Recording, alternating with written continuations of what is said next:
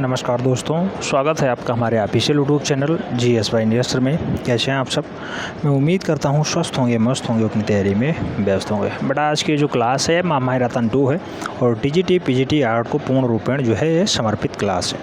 बहुत ही महत्वपूर्ण सेगमेंट होने वाला है। सभी खंड को हम लोग छुएंगे। यहाँ पे प्रागैतिहासिक काल से स्टार्ट करेंगे, चाहे वो प्रागैतिहासिक काल हो, हड़प्पा काल हो, या फिर जो है जैन पाल अपभ्रंश शैलियाँ हों, या फिर गुफाएं हों। जो महत्वपूर्ण सेगमेंट है वहाँ से टच किया गया है। लास्ट में मुग़ल और दक्खनी चित्रकला को भी यहाँ पे टच करने का प्रयास किया गया है। तो आइए स्टार्ट करते हैं। फन लाइनर बेस में डाटा है। जैसे सबसे पहला क्वेश्चंस जो लिया गया वो सेगमेंट है प्रागैतिहासिक शिला क्षेत्र और उनके महत्वपूर्ण केंद्र। जैसे कुछ प्रागैतिहासिक कला केंद्र हैं, उनके खोजकर्ता हैं, उनके वर्ष हैं। बार बार क्वेश्चंस पूछे जाते हैं। एक ही वीडियो से लगभग 10 से 15 क्वेश्चंस आपके क्लियर हो जाने वाले हैं। आपको पूरा का पूरा डाटा पढ़ा दिया गया है। ये केवल और केवल महामैराथन है, प्रैक्टिस के लिए है। प्रैक्टिस आपकी अच्छी हो जाएगी, मैं ऐसी उम्मीद रखता हूँ। जैसे प्रागैतिहासिक केंद्र की बात करें तो कैमूर की पहाड़ियों पे स्थित है मिर्ज़ापुर। मिर्ज़ापुर उत्तर प्रदेश वाला क्षेत्र होता है। इसकी जो खोजकर्ता हैं वो कार्लाइल हैं। 1880 ईस्वी में मिर्ज़ापुर को खोज देते हैं। कार्लाइल जी 1880 ईस्वी में इसे खोज देते हैं। कैमूर की पहाड़ी पे बहुत बार क्वेश्चन से पूछा गया है, क्या स्थित है? मिर्ज़ापुर की गुफा स्थित है। नेक्स्ट दूसरा केंद्र आता है दक्षिण भारत का, ये बल्लारी वाला। बेल्लारी एफ फासेट खोजते हैं इसे, बेल्लारी को, और मूल रूप से 1892 ईस्वी में खोजा जाता है। कर्नाटका में पाया जाता है बेल्लारी।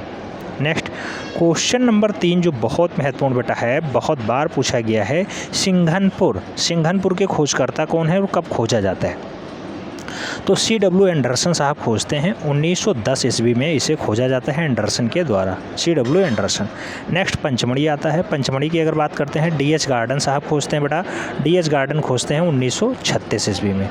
भीमबेटका की बात करते हैं तो भीमबेटका भी गुफा है और BS वाकाणकर साहब खोजते हैं। प्रोफेसर किस कॉलेज के हैं ये आपको कमेंट बाद में छाप देना है। BS वाकाणकर साहब खोजते हैं 1958 ईस्वी में खोजते हैं। ये डाटा बहुत महत्वपूर्ण है बेटा, स्टार लगा लीजिए। 1958 ईस्वी भीमबेटका BS वाकाणकर साहब खोजते हैं। नेक्स्ट बात करते हैं होशंगाबाद की। तो होशंगाबाद मनोरंजन घोष साहब खोजते हैं। 1922 ईस्वी में खोजी जाती है। आगे बात करते हैं बांदा की। तो बांदा आप जानते हैं उत्तर प्रदेश का बेल्ट होता है और उत्तर प्रदेश में बांदा स्थित है। CS सिल्वेराड मूल रूप से इसकी खोज करता है। 1907 में ये खोजी जाती है। बहुत ही महत्वपूर्ण सेगमेंट है बेटा, सबको शब्दशः आपको याद रखना है। अगर आप देख नहीं पाते हैं वीडियो तो नोट डाउन करिए। अगर नोट डाउन नहीं कर पाते बेटा तो वीडियो कम से कम 2 बार देखिए। मैं सबसे रिकमेंड करता हूं, जो नहीं ध्यान देते हैं बाद में पछताएंगे। जब वैकेंसी आ जाएगी सामने, कहेंगे सर डाटा याद नहीं हो रहा है। प्रैक्टिस इसीलिए मैं इतनी बार करा दे रहा हूँ कि सबके सब डाटा आपको याद हो जाए बेटा। महामैराथन 2 है, महामैराथन फर्स्ट हो चुकी है। इससे पहले जो डाटा आपको पढ़ाया गया है उसका बार बार प्रैक्टिस इसीलिए कराया जा रहा है। प्रागैतिहासिक क्षेत्रों से संबंधित कुछ महत्वपूर्ण पुस्तक और लेखक हैं, ये भी क्वेश्चंस बनते रहते हैं, बार बार पूछे गए हैं, इन्हें भी करवा दिया जा रहा है। जैसे इस साइड में पुस्तक है, दूसरी साइड में लेखक हैं। पहला पुस्तक आता है भारतीय प्रागैतिहासिक चित्रकला। ये 1967 में प्रकाशित होती है। डॉक्टर जगदीश गुप्ता के द्वारा लिखा जाता है। दूसरा महत्वपूर्ण पुस्तक आता है rock paintings of Mahadev hills. Rock paintings of Mahadev hills जो लिखी जाती है ये 1936 में ही लिख दी जाती है। DH गार्डन के साहब जो है DH गार्डन द्वारा लिखा जाता है। बहुत महत्वपूर्ण सेगमेंट है बेटा, स्टार लगा लीजिए। बहुत बार छपा है, क्वेश्चंस आने की प्रबल संभावना है। Rock paintings of Mahadev hills 1936 DH garden. तीसरी पुस्तक आती है, महत्वपूर्ण पुस्तक है प्रीहिस्टोरिक पेंटिंग। प्रीहिस्टोरिक पेंटिंग जो है 1958 ईस्वी में आती है और मूल रूप से एलन हार्टक बॉन्ड्रिक मूल रूप से इसे लिखते हैं। एलन हार्टक बॉन्ड्रिक प्रीहिस्टोरिक पेंटिंग को लिखते हैं। आगे बात करते हैं, पुस्तक नंबर 4 आती है प्रीहिस्टोरिक इंडिया। प्रीहिस्टोरिक इंडिया जो है मूल रूप से लिखी जाती है 1950 ईस्वी में स्टुअर्ट पिगार्ट के द्वारा। ये क्वेश्चंस बहुत महत्वपूर्ण है, इस पर भी डबल स्टार लगा लीजिए बेटा। प्रीहिस्टोरिक इंडिया 1950 में स्टुअर्ट पिगार्ट के द्वारा लिखी जाने वाली पुस्तक है। नेक्स्ट डाटा आता है क्वेश्चन नंबर 5। ये आवर हेरिटेज इन आर्ट पुस्तक का नाम है। 1952 में प्रकाशित होती है और मूल रूप से आसित कुमार हल्दर के द्वारा लिखी जाती है। आसित कुमार हल्दर। छठवीं महत्वपूर्ण पुस्तक आती है इंडियन पेंटिंग्स। ये 1929 ईस्वी में लिखी जाती है, परसी ब्राउन के द्वारा लिखी जाती है। डाटा बहुत ही महत्वपूर्ण है। इंडियन पेंटिंग्स 1929 ईस्वी में परसी ब्राउन के द्वारा लिखा जाता है। नेक्स्ट आगे हम लोग बढ़ते हैं तो कुछ प्रागैतिहासिक चित्र हैं, स्थान हैं, कौन कौन से चित्र किस स्थान पे मिले हैं, ये क्वेश्चंस पूछा जाता है। वन लाइनर बेस में होता है, हम समझते हैं। आप लोग इसकी प्रैक्टिस अच्छे से कर चुके होंगे, जो हमने पढ़ाया है उसे आप नोट डाउन कर चुके होंगे। उसके बाद भी हम लोग महामैराथन देख रहे हैं इसलिए कि आपकी तैयारी बेहतर हो सके। जैसे इस साइड में प्रागैतिहासिक चित्र हैं, दूसरे साइड में स्थान है। कौन सा चित्र किस स्थान पे पाया गया है यही पूछा जाता है। घायल सुअर, बहुत मार्मिक दृश्य है बेटा ये। घायल सुअर भिल्डरिया मिर्ज़ापुर में पाया जाता है, बहुत महत्वपूर्ण क्वेश्चन है। घायल सुअर का मार्मिक दृश्य भिल्डरिया मिर्ज़ापुर में पाया जाता है। ऐसे महामाहिस की अगर बात करते हैं, ये आदमगढ़ होशंगाबाद में पाया जाता है। गैंडे का आखेट करता हुआ कहाँ दर्शाया गया है? घोड़ मगर मिर्ज़ापुर में पाया जाता है। मूल रूप से पहिएदार गाड़ी, ये कई बार पूछा गया बेटा, पहिएदार गाड़ी ये कहाँ पाया जाता है? तो बिडम्ब मिर्ज़ापुर में मूल रूप से पहिएदार गाड़ी को पाया गया है। बारहसिंघे का आखेट कहाँ दर्शाया गया बेटा? तो ये भी मिर्ज़ापुर के लिखुनिया में दर्शाया गया है। बारहसिंघे का आखेट लिखुनिया मिर्ज़ापुर। ऐसे मयूर दृश्य कहाँ पे है? तो आदमगढ़ होशंगाबाद में मिलता है मयूर का दृश्य। आदम वन देवी की अगर बात करते हैं, ये कहाँ मिलता है? तो ये आदमगढ़ होशंगाबाद में मूल रूप से मिलता है। घायल भैंसे की बात करते हैं, घायल भैंसा सिंघनपुर छत्तीसगढ़ में मिलता है। घायल भैंसा जो है सिंघनपुर छत्तीसगढ़ में मिलता है, जबकि घायल सूअर कहाँ मिलता है? मिर्ज़ापुर में मिलता है। ठीक है, तो आगे बढ़ते हैं हम लोग जिराफ समूह की बात करते हैं। जिराफ समूह कहाँ मिलता है बेटा? तो जिराफ समूह आदमगढ़ पहाड़ी में मिलता है, ये होशंगाबाद वाला बेल्ट होता है। कंगारू की बात करते हैं, कंगारू दृश्य कहाँ मिलता है? ये सिंघनपुर का छत्तीसगढ़, यानी सिंघनपुर छत्तीसगढ़ में मूल रूप से कंगारू का दृश्य देखने को मिलता है। आगे बात करते हैं हम लोग हाथी का शिकार। हाथी का शिकार कहाँ पे मिलता है बेटा? तो लिखुनिया मिर्ज़ापुर में मूल रूप से ऐसा शिकार देखने को मिलता है, ऐसा दृश्य दर्शाया गया है। हाथी का शिकार लिखुनिया मिर्ज़ापुर में है।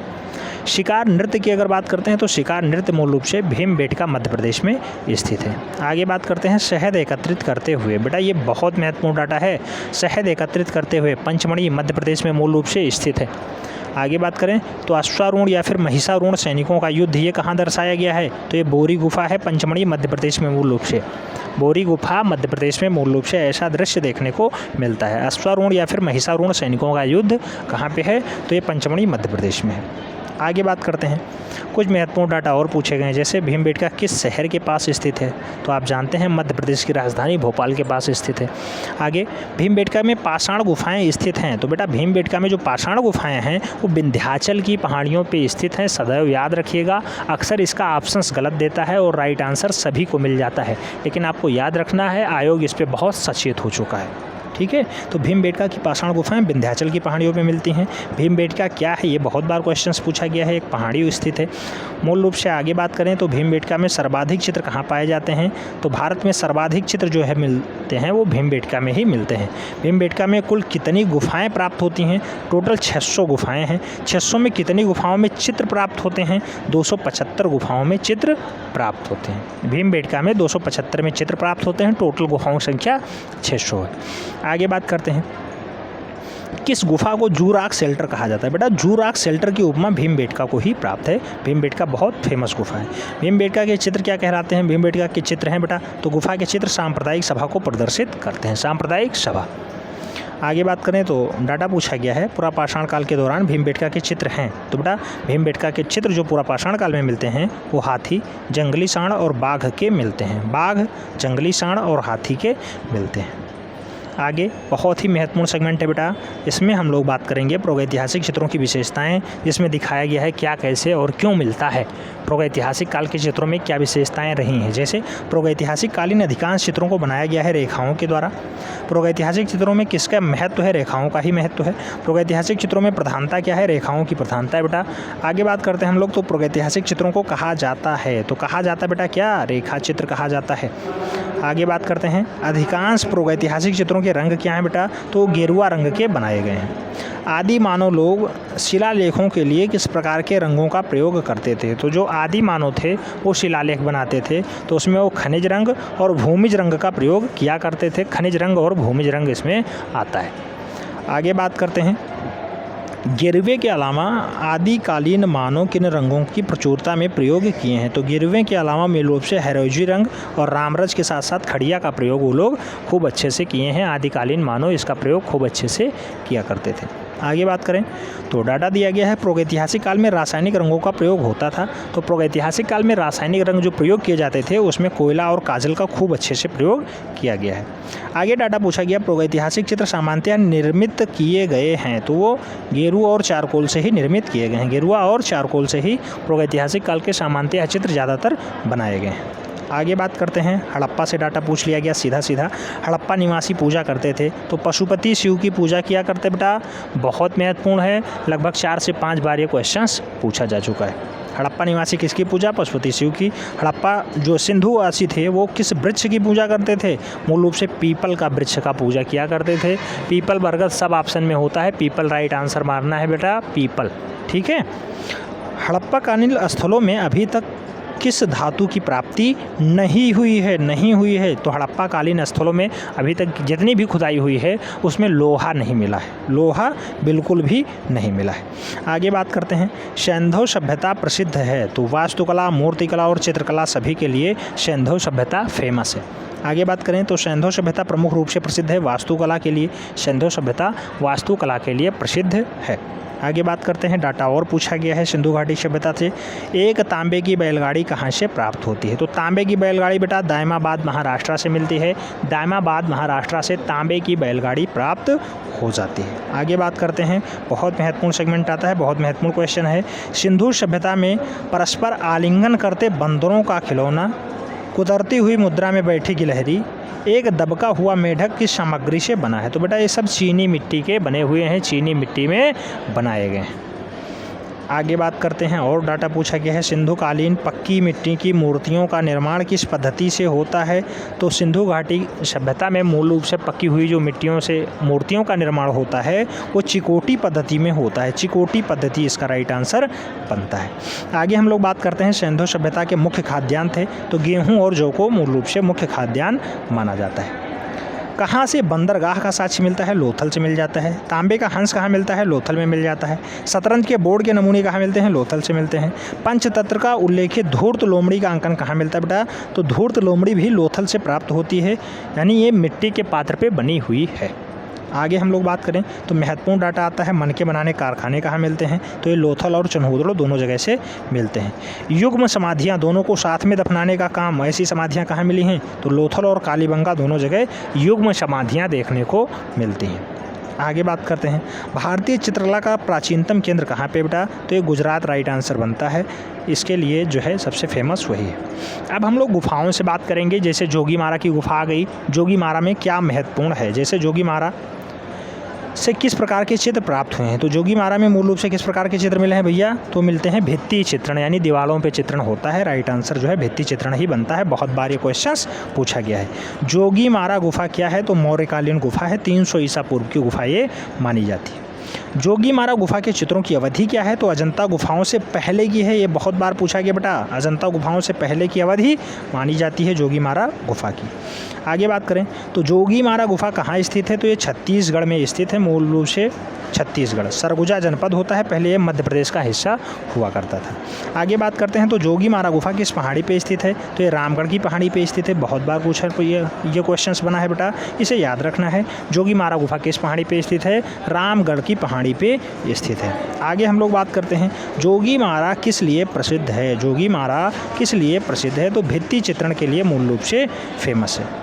आगे बात करेंगे जोगीमारा से और डाटा क्या पूछा जाता है? तो जोगीमारा के समीप स्थित वह गुफा जो एक प्रेक्षागृह थी यानी नाट्यशाला थी, उसे सीता बेगड़ा कहा जाता है। सीता बेगड़ा कहा जाता है, जोगीमारा में पाई जाती है ऐसी गुफा। मूल रूप से बार बार यहाँ से क्वेश्चंस बनता है। एशिया की सबसे प्राचीन नाट्यशाला यानी थिएटर कौन सा है? तो वो भी सीता बेगड़ा ही है, सीता बेगड़ा ही है। आगे बात करते हैं अजंता की कुछ गुफाएं हैं, उनके चित्र हैं, मूल रूप से पूछे जाते हैं कौन सा चित्र किस गुफा में प्राप्त होता है। जैसे इधर प्रमुख गुफाएं हैं, दूसरी टाइप में प्रमुख चित्र हैं। गुफा संख्या 17 में हंस जातक मिलता है, बहुत बार क्वेश्चंस पूछा गया है। गुफा संख्या 17 में ही शिवी जातक मिलता है, बहुत बार पूछा गया। गुफा संख्या 1 मार विजय के लिए फेमस है, बहुत बार पूछा गया। गुफा संख्या 2 में सहस्त्र बुद्ध 1000 बुद्ध पूछे जाते हैं, बार बार पूछा गया है। गुफा संख्या 2 में मिलता है। गुफा संख्या 17 में मिलता है राहुल समर्पण। बुद्ध की पाठशाला गुफा संख्या 16 में मिलता है। गुफा संख्या 16। गुफा संख्या 17 में वेस्तांतर जातक या फिर वेशांतर जातक मूल रूप से कहाँ मिलता है? गुफा संख्या 17 में मिलता है। गुफा संख्या 17 में एक डाटा और मिलता है, श्रृंगार करती हुई राजकुमारी खंभे के ऊपर दर्शाई गई है। यह दृश्य कहाँ मिलता है? गुफा संख्या 17 में ही मिलता है। आगे बात करते हैं गुफा संख्या 1 में एक डाटा बहुत बार पूछा गया बेटा, पद्मपाणि बोधिसत्व। पद्मपाणि बोधिसत्व कहाँ मिलता है? तो ये गुफा संख्या 1 में मिलता है। गुफा संख्या 2 में क्या मिलता है? सुनहरे मृग का धर्मोपदेश मूल रूप से गुफा संख्या 2 में चित्रित है। गुफा संख्या 10 और 17 में एक डाटा मिलता है जो बहुत कंफ्यूज करता है अक्सर, छंदक जातक मूल रूप से कहाँ पे है? 10 और 17 दोनों में है। यह अजंता की गुफाओं में चित्रित है। गुफा संख्या 16 में मरती हुई राजकुमारी या फिर मरणासन राजकुमारी चित्रित है। ये भी बहुत बार पूछा गया है, स्टार लगा लीजिएगा बेटा। गुफा संख्या 17 की बात करते हैं, ये माता पुत्र का चित्र है, मूल रूप से बहुत महत्वपूर्ण है। आगे बात करते हैं गुफा संख्या 2 की। गुफा संख्या 2 में क्या मिलता है? माया देवी का स्वप्न भी गुफा संख्या 2 में ही मिल जाता है। गुफा संख्या 9 में क्या मिलता है? स्तूप पूजा मिल जाता है यहाँ गुफा संख्या 9 में। गुफा संख्या 10 और 17 में मूल रूप से मिलता है श्याम जातक बेटा। जातक बहुत जगह मिलते हैं, कहीं श्याम जातक, कहीं शिवी जातक, तो कंफ्यूज बिल्कुल भी नहीं होना है। हर एक का दृश्य अलग होता है, हर एक का जो है आंसर्स अलग हो जाता है। आगे बात करते हैं गुफा संख्या 16 की। बुद्ध उपदेश यहाँ पे मूल रूप से चित्रित किया गया है। गुफा संख्या 2 में क्या मिलता है? तो गुफा संख्या 2 में मूल रूप से बुद्ध जन्म चित्रित है।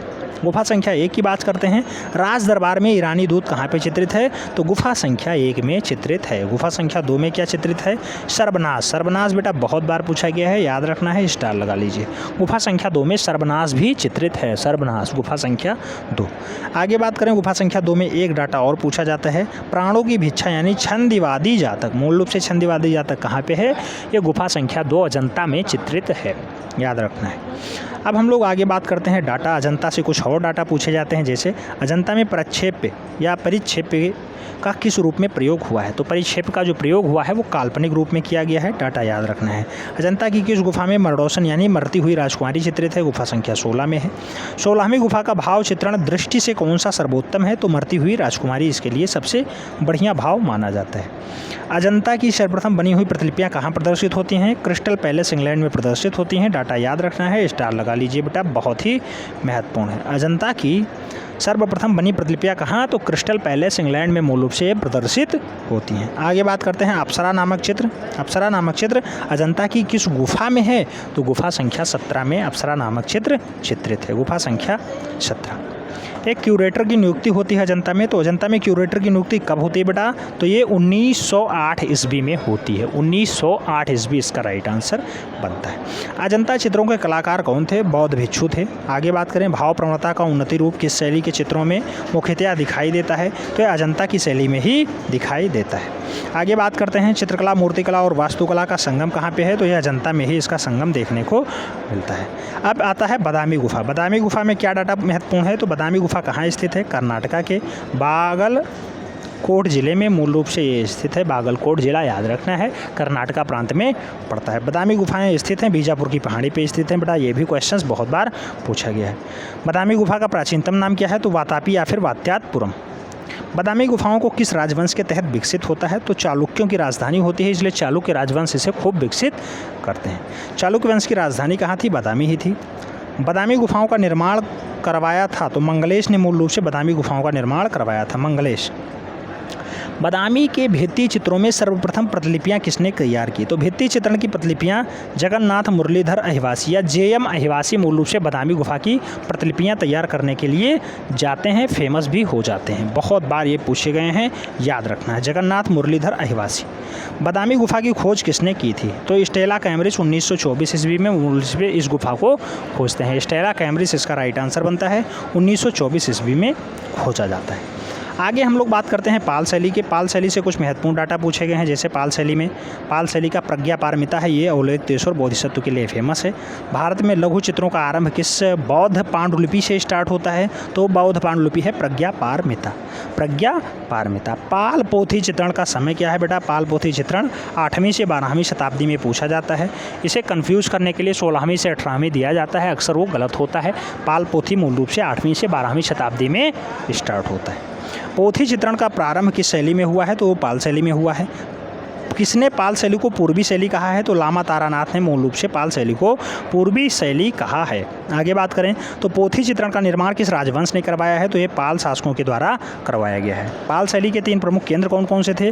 बंगाल, नेपाल और बिहार मूल रूप से 3 प्रमुख केंद्र थे जो पाल शैली के लिए फेमस होते हैं। ताड़पत्र पर बने चित्र किस शैली के हैं बेटा? तो ताड़पत्र पर मूल रूप से पाल शैली के चित्र मिलते हैं। 2 इंच इसकी लंबाई होती है, 2.5 इंच इसकी चौड़ाई होती है ताड़पत्र की। अब हम लोग आगे बात करते हैं जैन शैली की। जैन शैली के चित्रों के धरातल क्या है बेटा? तो ये ताड़पत्र पे ही है, कपड़ा पे भी है, कागज़ पे ही है और भित्ति भी है। तो भित्ति, कागज़, कपड़ा, ताड़पत्र मूल रूप से ये जैन शैली के चित्रों के आधार हैं, धरातल है। पाक शास्त्र का ग्रंथ जो है न्यामतनामा किस राज्यकाल में लिखा गया है? गयासुद्दीन खिलजी के राज्यकाल में लिखा गया है। 1469 से 1500 ईस्वी के मूल रूप से समय रहा है गयासुद्दीन खिलजी का, उसी में न्यामतनामा लिखा गया है। आगे हम लोग बात करते हैं तो न्यामतनामा के डाटा में मूल रूप से जैन शैली को पूछा गया और जैन शैली का आरंभ एवं विकास कब से है? तो 11वीं से 15वीं शताब्दी के मध्य मूल रूप से होता है। 11वीं से 15वीं ईस्वी के मध्य। जैन शैली की खोज किसने की है? डॉक्टर आनंद कुमार स्वामी ने जैन शैली को खोजा है। सन 1924 ईस्वी में बर्लिन म्यूजियम जर्मनी में कल्पसूत्र को सचित्र प्रति खोजी गई है। तो बर्लिन म्यूजियम में आनंद कुमार स्वामी के द्वारा सन 1924 ईस्वी में खोज ली गई है। याद रखना है, डाटा बहुत महत्वपूर्ण है। गीत गोविंद और कल्पसूत्र किस धर्म की सचित्र रचनाएं हैं? तो जैन धर्म की सबसे बढ़िया रचनाएं ये मानी जाती हैं। आगे बात करते हैं रति, रहस्य और कामसूत्र ग्रंथों पर आधारित चित्र किस शैली में सर्वप्रथम बनाए गए हैं? तो वो जैन शैली में सबसे पहले बनाए गए हैं। आगे हम लोग देखेंगे शाहनामा के रचनाकार, यानी आ गया मुगल काल। शाहनामा के रचनाकार कौन है बेटा? तो ये फिरदौसी माने जाते हैं। किसे पूरब का होमर कहा जाता है? फिरदौसी को ही कहा जाता है। मुगल चित्रकला 2 शैलियों के सम्मिश्रण से बनती है, भारतीय plus Persian equal to Mughal शैली। आगे बात करें तो बहुत महत्वपूर्ण क्वेश्चन आता है बेटा, भारत में सर्वप्रथम स्थिर चित्रण देखने को मिलता है, तो मुगल शैली में ही सबसे पहले स्थिर चित्रण देखने को मिलता है। भारत में व्यापक रूप से सभी ही बनाने का आरंभ होता है, तो मुगल शैली में ऐसा काम होता है। सभी किसे कहते हैं? पोर्ट्रेट को कहा जाता है। सामने बैठ करके आप अपना जो है चित्र बनवाइए, वही सभी ही। आगे हम लोग बात करें तो दरबारी चित्रकला का संबंध किस शैली से हुआ है? तो दरबारी चित्रकला का जो संबंध है वो मुगल शैली से माना जाता है। बाबर की बात करते हैं, बाबर ने ही सबसे पहले मुगल शैली को जन्म दिया और मुगल वंश की स्थापना भी मूल रूप से बाबर ने की है। और अगर मुगल शैली की बात करते हैं तो मुगल शैली की स्थापना मूल रूप से अकबर के समय मानी जाती है। अकबर को ही वास्तविक मुगल शैली का संस्थापक भी माना जाता है। भारत में मुगल वंश की स्थापना बाबर ने की है। बाबर का जन्म कब और कहाँ पे होता है? 14 फरवरी 1483 को फरगना घाटी के रूप में मूल रूप से उज्बेकिस्तान में इसका जन्म होता है, फरगना घाटी में। ये सन कई बार पूछा गया है, 1483 ईस्वी। बाबर को उपाधि दी गई है कलंदर की उपाधि, बेटा ये खुद ले चुका है। आईने अकबरी के मुख्य चित्रकार कौन है बेटा? तो आईने अकबरी को धर्मदास और केशव ने चित्रित किया है। दीन-ए इलाही धर्म किसने चलवाया? अकबर ने चलवाया है। अकबर ने किस राज्य को अपने विजय के स्मारक के रूप में बुलंद दरवाज़ा का निर्माण करवाया? तो कौन सा राज्य जीतने के बाद बुलंद दरवाज़ों को बनवाता है वो? तो गुजरात विजय के बाद मूल रूप से बुलंद दरवाजे का निर्माण करवा देता है। बुलंद दरवाजे की ऊंचाई क्या है बेटा? तो बुलंद दरवाजे की ऊंचाई 134 फीट है। सभी ही रचना का बड़े पैमाने पर आरंभ किसने करवाया? तो सभी ही बनवाने का सबसे बड़े पैमाने पर जो कारखाने रूप में काम हुआ वो है अकबर के शासनकाल में। रूप चित्रण का निर्माण किसने शुरू करवाया? तो रूप चित्रण भी अकबर के शासनकाल में ही शुरू होता है।